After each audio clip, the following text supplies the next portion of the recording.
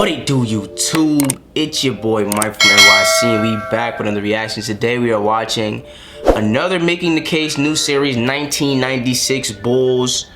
I'm really curious about how this is gonna go and what he's gonna have to say. And you know, I feel like the Bulls are a pretty easy case to make. You know what I'm saying? Obviously, there's teams that I think have better cases. But I just want to hear what he has to say and things like that, and I'll talk more about it at the end. Without any further ado, let's get it popping. What's the goal of basketball? To win, right? Oh my God, off the rip. 72-10 with the chip. You could have just stopped right there. You was good right there. We could just save the rest of the 22 minutes. We saved the rest of the 21 minutes. We good. What's the goal of basketball? Winning. Who won the most? The 72-10 Bulls and got the chip. I mean, it's that simple. Just to win individual games. The ultimate goal is to win a championship. Of course, basketball is a team sport. Championships are won by the most complete, most inspired team. Every champion deserves credit, but the question on my mind is, who's the greatest team of all time? With apologies to Bill and Wilt, I have a list of 8 teams since 1970 that I want to look at as having a claim to that distinction. It is a loaded question, and one that I ultimately can't answer. Is it the teams that were front runners from beginning to end? The ones who were unbeatable at their peak? Maybe the ones who tapped into something special and overcame countless obstacles? There is no right answer.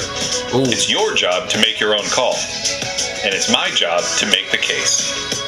So today, I'll be making the case for the 1996 Chicago Bulls as the greatest basketball team of all time.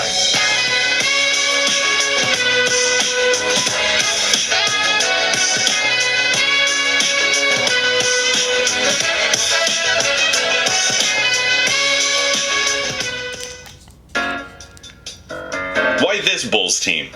Weirdly, that's a question I anticipate people asking. Between the 1990-91 season and the 97-98 season, the Chicago Bulls won 6 championships behind the efforts of Michael Jordan, Scottie Pippen, and head coach Phil Jackson. Each was punctuated with immortal, memorable scenes. A crying Jordan holding his first trophy, a shrug, a flu, and more than one iconic series icing shot. Why this team and not another? People who fancied themselves basketball snobs occasionally sort out those who submit the 96 Bulls into this discussion. No way, they say. The 91 and 92 Bulls were way better. Michael and Scottie were younger, the league was more competitive, and they had way more depth on the front line. Yeah, the 96 Bulls record is impressive, but the league had expanded. New teams had diluted the talent pool and created a vacuum. For you to say... I actually didn't know all of this. I actually didn't know this. 96 Bulls are the best just goes to show that you don't really know what you're talking about. You don't know basketball. You probably love Patrick Beverley, don't you? You filthy casual. Whoa, filthy casual is crazy. Michael and Scottie were younger. The league was more competitive. And those teams did not suffer from the same dearth of talent in their big men that the 96 squad did. Good pass. So, here's the facts. They went 72-10, the best record to that point in NBA history, and the first team to win over 70 games. Their 87-13 overall record is the highest winning percentage of any team ever. They paced the field in nearly every important statistic, and still have the highest net rating for a single season ever. Their roster consisted of Hall of Famers Michael Jordan, Scottie Pippen, and Dennis Rodman. Tony Cucoch came off the bench as one of the best sixth men of all time. Ron Harper was a defensive specialist at point guard. Steve Kerr and Judd Buechler provided offense off the bench, while Luke Longley and Bill Wennington manned the middle. Why not use a different Bulls team? Because by nearly every metric that we use to measure teams, this team is not only clearly the best Chicago Bulls team ever, it is the greatest NBA team ever. They won more games than any other champion. Good D, oh my gosh, that's lock up. Wait a minute. Ever. Like, that's so tough. Hold on. They won more. You rejected, you jump the screen, make them reject it, your big man jumps out, right? Then you got it's a lot of defense going on, bro. You could just see like they're on a string. I would say that's probably the best reason. You know what I mean? Like, let's say you take the a version of the Chicago Bulls, right? And you need them to play the 0-1 Lakers. You need them to play the 2017 Warriors. The 72 Lakers, the 86 Celtics, right? In order to beat those teams, I feel like I didn't necessarily need the best version of Michael and Scottie. It just needs an elite. It just needs them to be at an elite level with a team that can defend as a team, right? If you're guarding a Steph Curry, Kevin Durant, Larry Bird, Magic Johnson, you're guarding a Kareem, you need all five. You need a defensive team that all five can lock you down as a team. You know what I mean? Michael and Scottie, would they lock up? You know what I mean? But Ron Harper, Dennis Rodman, like Steve Kerr with the best shooting percentage of all time, Tony Kukoc who could put up buckets. Like, you need a full five. You need a full five. And I'm convinced that, regardless of which MJ it is, if you needed MJ to drop 40, he probably could. You know what I mean? But when you got the people around him that you got, you probably don't need that. But just looking at this team defense and how they're constructed as a team, you need, like, in order to really beat teams like the Warriors and the Lakers and those great teams, you need depth. You need niggas down the line that you can faithfully guard. Because in situations like this, your weakest link, you're only as strong as your weakest link, right? So if you got Ron Harper, Dennis Rodman, right, you're not really weak. You comfortable switching. Like, even against the Warriors, I'm thinking about it like, boom. You put Kevin Durant on, or you put Ron Harper on Kevin Durant. Can he guard him? No, but like, he ain't no weak link. You know what I'm saying? Like, so I feel that. Any other champion has ever won. And the rebound is crazy. The entire goal of the sport is to win games and win the championship. And the Bulls did it better than anyone. Their resume is immaculate. 72-10 and the chip, yeah. But Michael Jordan was the league MVP. You just make basketball so simple. You lower the shoulder as soon as you get lower than him. Yeah, I see. This is why I need yoga. You get lower. If he cuts you off, just spin. And the chip, yeah. Layup. But Michael Jordan was the league MVP and leading scorer. Dennis Rodman won the rebounding title. Phil Jackson won Coach of the Year. Jerry Krause won Executive of the Year. Tony Cucoch won Sixth Man of the Year. Mike, Scottie, and Dennis made First Team All-Defense. And Michael and Scottie were both named to First Team All-NBA. No matter where you look on this team, all you find are the hallmarks of excellence. Where else do you start than with the greatest basketball player of all time, Michael Jordan? Sure, he was younger in 91 and 92. You can make the argument that he was a better individual talent then. But give me this Michael over the rest. After a nearly 2-year hiatus to pursue a dream of professional baseball, Jordan returned as a more mature, more evolved player. He doesn't fly quite as high as he used to, but he doesn't need to. He's smarter than he's ever been. He picks his spots and knows exactly how to get there. He's still the most lethal scorer in the league, still the nightmarish amalgamation of quickness, oh my God, strength, touch, speed, so pretty, shooting, and so pretty. His drives to the basket still draw the breath of every spectator across the globe. He trusts his teammates, kicking them the ball when they get open or as he gets doubled.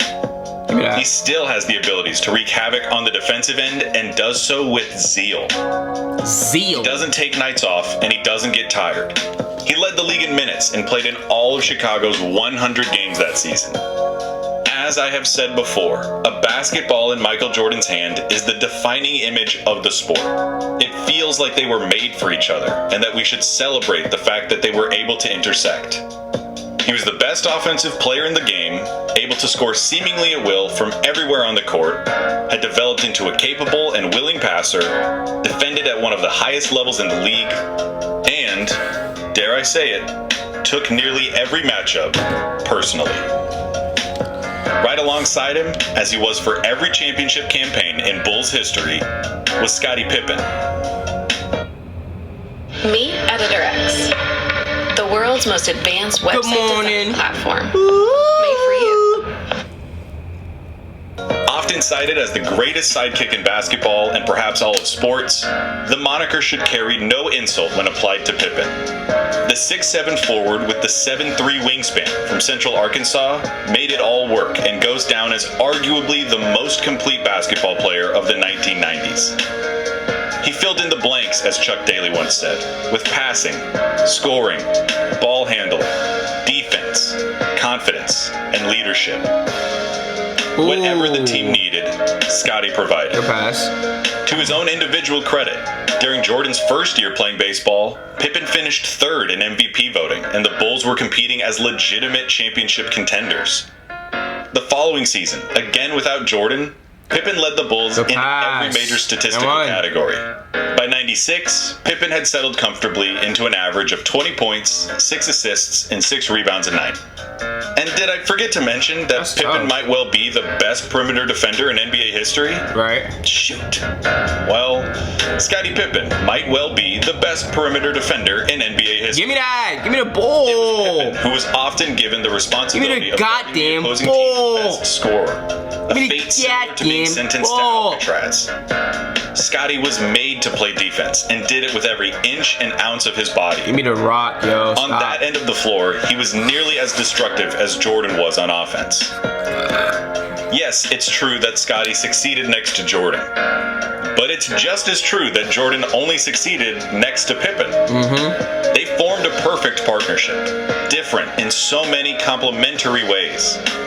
Where Michael's intense competitiveness led him to berate and criticize his teammates in order to get the most out of them, it is universally said that Pippen's presence was just as necessary. The yin to Jordan's yang, with his amicable demeanor and willingness to put his arm around teammates. It was his contributions and sacrifices, as much as anything. Good D. That's so textbook, my nigga. That's turn to page 32 for me one time. And willingness to put his arm around teammates. It's literally textbook. It was his contributions and sacrifices, beat as the much nigga as to the anything, spot, that put the Chicago Bulls in position, night in and night out, to succeed. You cannot construct a more complementary team player for nearly any roster or play style than Scottie Pippen. Rounding out the big three was the most enigmatic man in the show, Dennis Rodman. When I made a video talking about the 1989 Pistons, I mentioned that the Pistons' Dennis Rodman was not the one with the hair or the tattoos or the relationship with actresses like Madonna and Carmen Electra. This version of Dennis Rodman is that guy. As his life and career progressed into the 90s, Rodman's behavior became erratic. His personality, eccentric. Following a less than stellar stint with the Spurs, the 34-year-old Rodman was traded to the Bulls in advance of the 95-96 season. Of note, Rodman was and is the best pound-for-pound rebounder of all time. It's not an argument. He paced the league in boards with 14.9 a game. David Robinson was second with 12.2. Dennis Rodman averaged 22% more rebounds than David Robinson and couldn't have been more than 1.5 inches taller than Michael Jordan. Ooh, if you saw The Last Dance, you might remember a sequence where Dennis rambles about the different ways that the ball will fly off the rim based off of who's shooting, from where, and with what kind of spin. It's edited in a funny way that makes Dennis seem equal parts savant and eccentric. But the thing is, that's the way his brain really works. Even going back to the 90s, there are accounts of Dennis watching replays and explaining that somehow, somewhere in his brain, there is a mechanism that can project, predict, and intuit angles and trajectories based off of the most imperceptible of variables. He studied tape not necessarily to discern how different teams handled pick and rolls, but to put to memory the way a Patrick Ewing finger roll behaves off the rim, or the exhaustive possibilities that a Gary Payton shot presents. When training camp began with the Bulls, Rodman insisted that he rebound for Jordan and Pippen while they shot before practice, so as to commit their variables to memory. And don't forget, Rodman was still a pest of a defender. He was called the Worm for a reason. He could and did effectively guard centers, despite giving up 4 or 5 inches. He could deny entry passes, stand his ground in the post, and outthink or outmuscle even the greats of the era. You might be tempted to call Rodman a one-dimensional player. And while it's true that he was never much of an offensive threat as a scorer or passer, I can't think of a better team to remedy those weaknesses than the one with the greatest scorer of all time on it. Facts. Rodman doesn't score? Fine. He doesn't need to. He can commit himself to the things that he loves and that he's good at, which is being an all-league defender and a game-changing, series-altering, morale-crushing rebounder.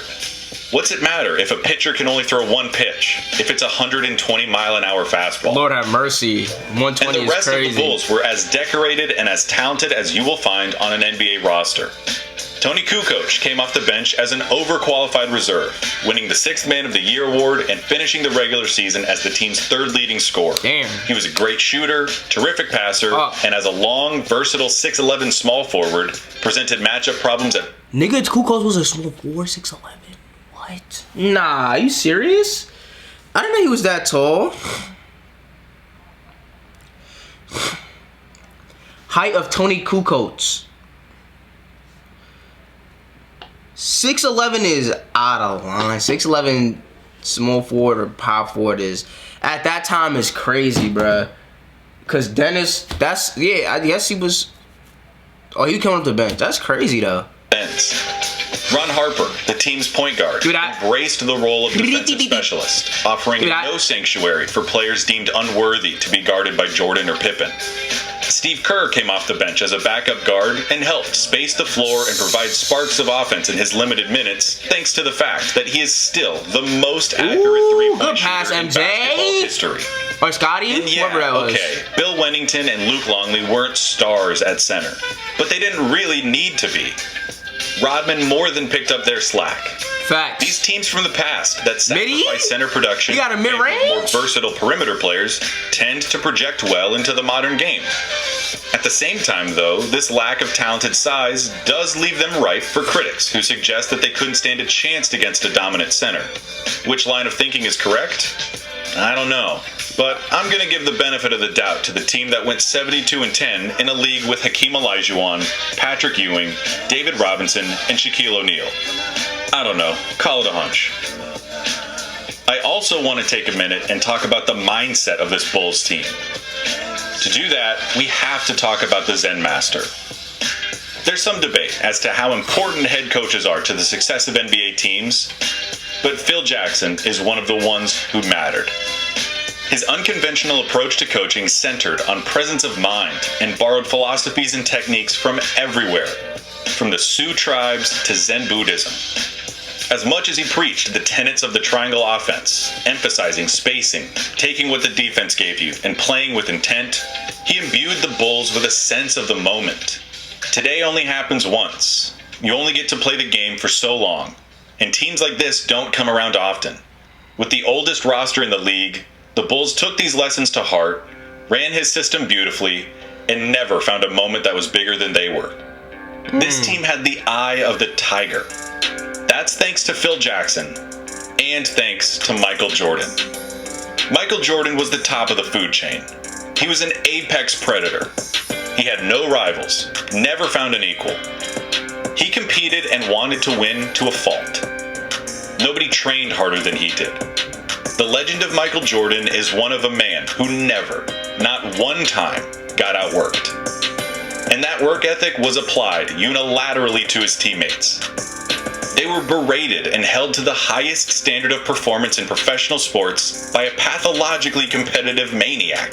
As a result, every member of the '96 Bulls was honed like a blade.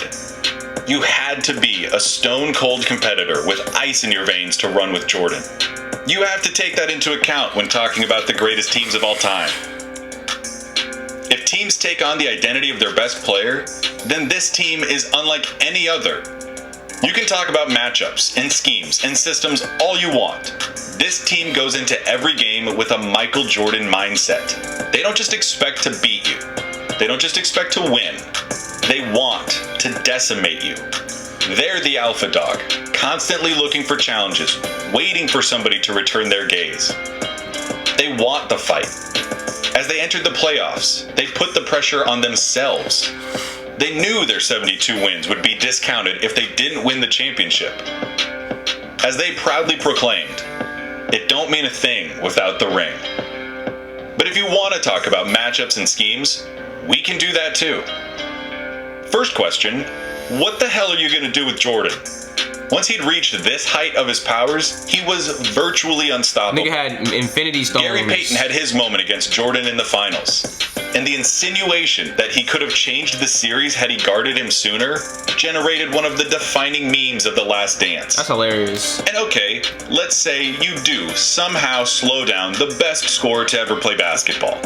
Scottie Pippen was practically designed to pick up the slack and adjust. And one, what are you doing, bozo? Hybrid work is better with Lucid. Bozo. Visual collaboration suite. Bing, bong. Oh, double? Nah, back-to-back like you Jordan 96, 97. Nah, yeah, you gotta hit them with the back-to-back ads. I would've took the three-peat, low-key. You cannot stop both. And Scottie is gonna make you pay not just by himself, but by involving the rest of the team and acting as the new distribution hub of the offense. Nobody ran the triangle better than the Bulls, which meant that every player had to stay ready for their moment. The ball moved around. Everybody got a chance. Shooters consistently got clean looks. You backing up? It would only make it easier for everyone else if the opponent focuses too much on Michael. Cucoch was a killer. Steve Kerr didn't miss. Go. And even Mike himself was shooting over 40% from three this year. Go. The role players fit perfectly alongside the stars. And the result is an offense that was built to counter opposing strategies. Willie had to just get to the phone. I'm like, damn, what you doing? Defense? There are 5 players on the NBA's all-defensive first team, essentially representing the best 5 defenders in the league at their position. The Bulls had 3 of those 5 players. Excuse me? Oh, good D. What are you talking about? Cucoch able to play in big lineups, and Harper standing 6'6". That's crazy versatility. You could throw out so many lineups, bruh. If the Warriors run small ball, you could really cheese and have like Cucoch at power forward.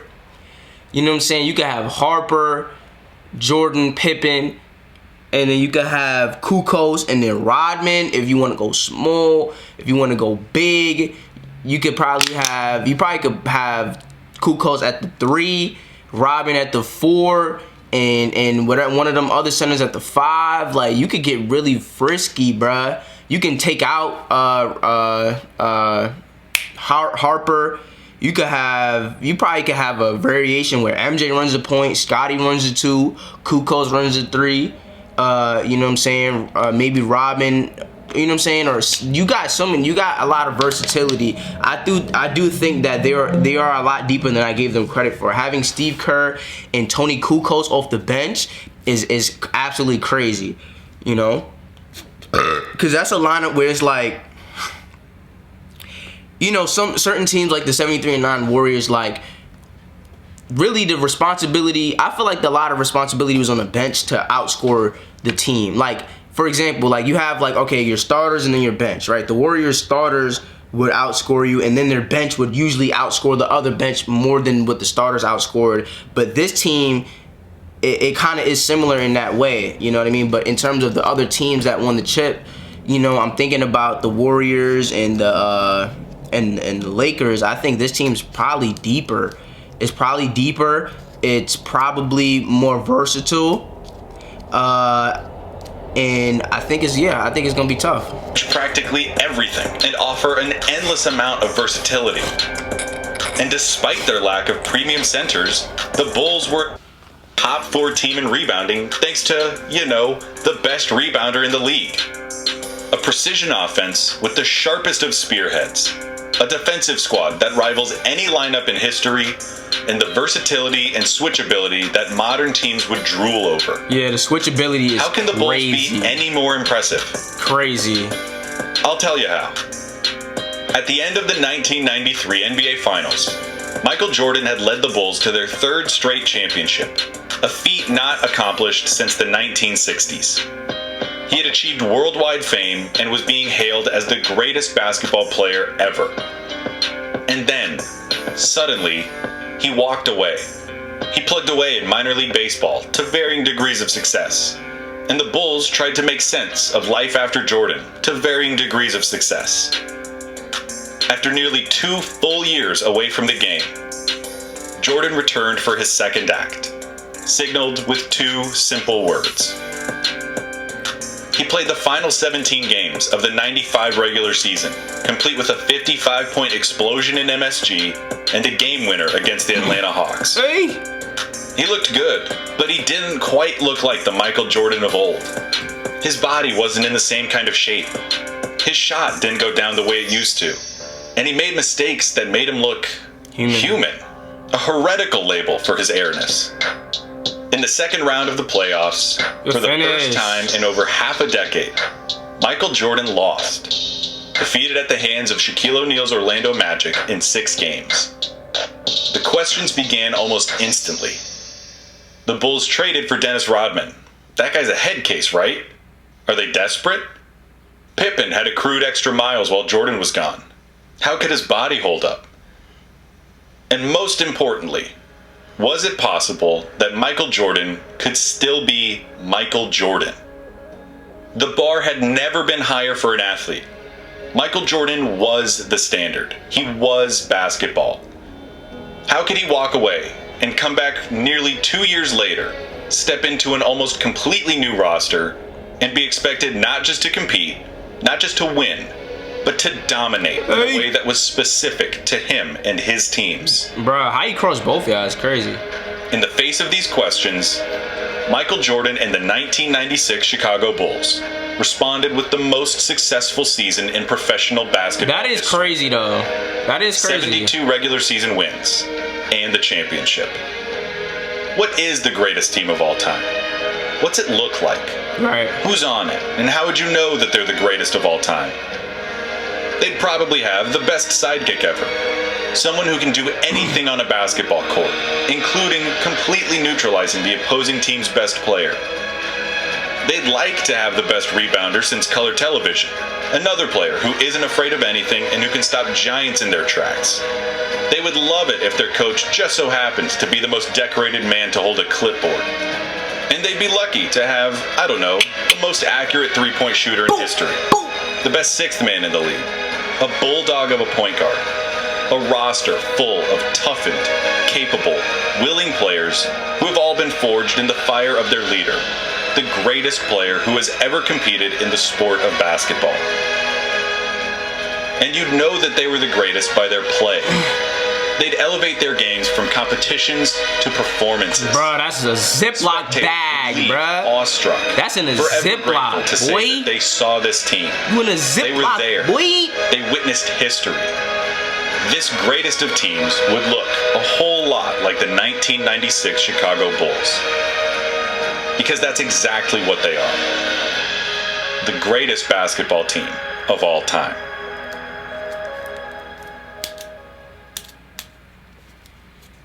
Yeah.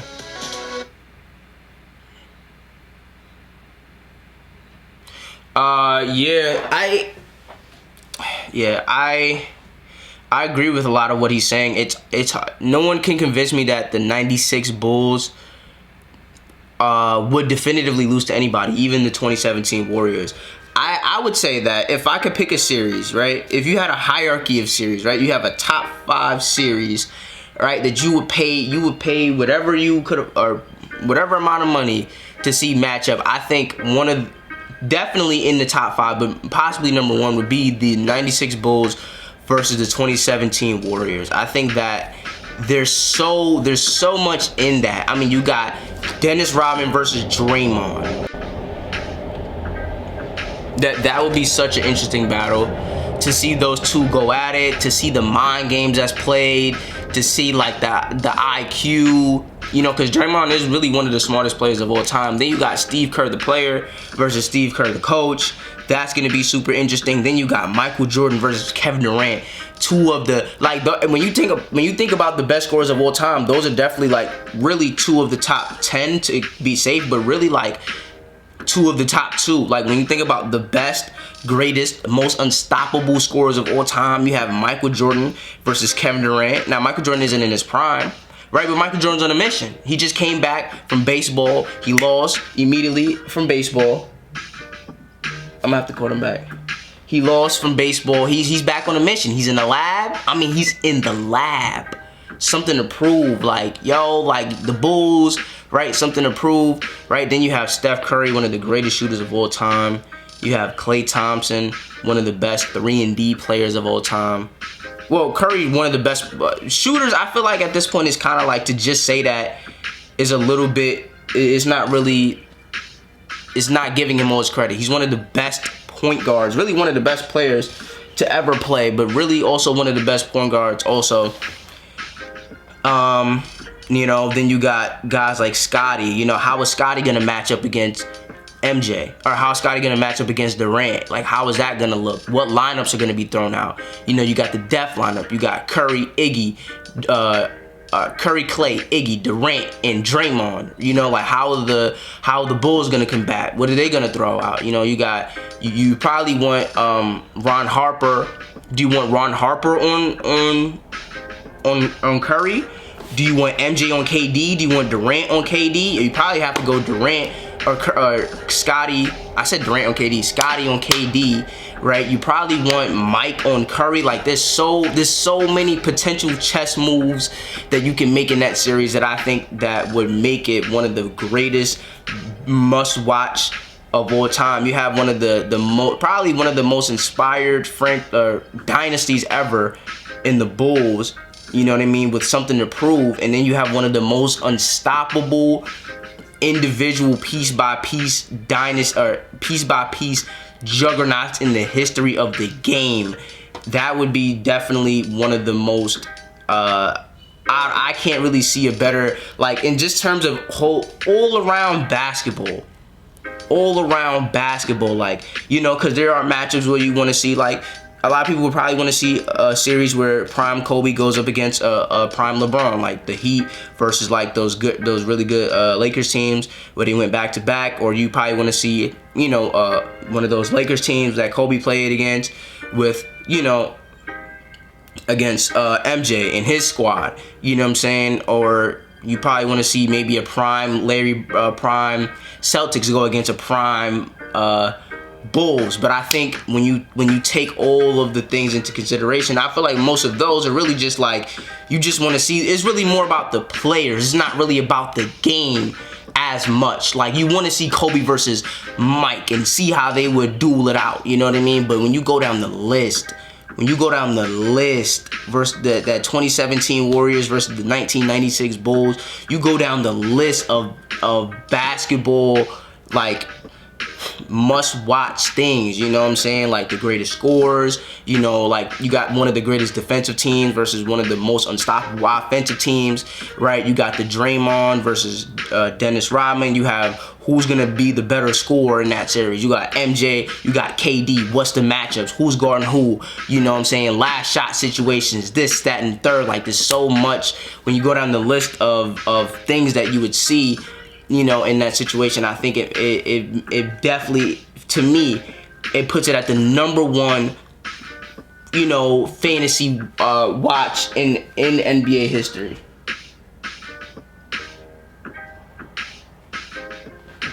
Yeah, the #1 in NBA history. And this was a really good video. I'm really interested to see that 2017 Warriors video. But like I said, there's no definitive convincing that there's no definitively convincing me that these Bulls team would get beat by anybody. But he did make a great case. I mean, from top to bottom, they are very tough. I think against the Warriors, they have a little bit more depth, right? They have a little bit more depth off the bench. I would say that the 2017 Warriors don't really have much depth. The 2016 Warriors have a lot of depth. They just don't have Kevin Durant. But, so I would say bench, I would say that the Bulls got that. But in terms of just spacing, in terms of star power, right? You take who's the best 5 players in the matchup, right? Like, okay, who's the best, who's the second best player, right? So you say the best player, who would you say is the best player? Would you say Kevin Durant is better than Michael Jordan at the time? I wouldn't. I would still put Michael Jordan #1, the best player in the series. Then you have Kevin Durant or Steph Curry. You know what I mean? So they got the next 2. Then after that, third, I would probably go Scotty, right? And then fourth or fifth, right, you could go Dennis Rodman, you could go Draymond. Like, that's a debate. I would probably take, I don't know. I mean, Draymond can hit a shot for you if you need it. Dennis is not doing that. Draymond will hit the free throw. Draymond could play make. You know what I mean? But a Dennis Rodman on the glass and on defense, I think definitely outclasses him for sure. I think, so I think that that's just so interesting. You got shooters, you got, you know, Cucoch, who's a matchup nightmare. I mean, he's 6'11". He ain't no Kevin Durant, but he coming off the bench, 6'11", coming off the bench, who could fill up get you a bucket. Steve Kerr off the bench, that might be cheesy. I don't know. It's just so much to it. I guess I would say who I think will win after I watch the 2017 video, but I think that would be a great matchup. Definitely let me know what you guys think. Definitely like, comment, share, and subscribe. Be like these type of videos, and I will see you when I see you. Peace.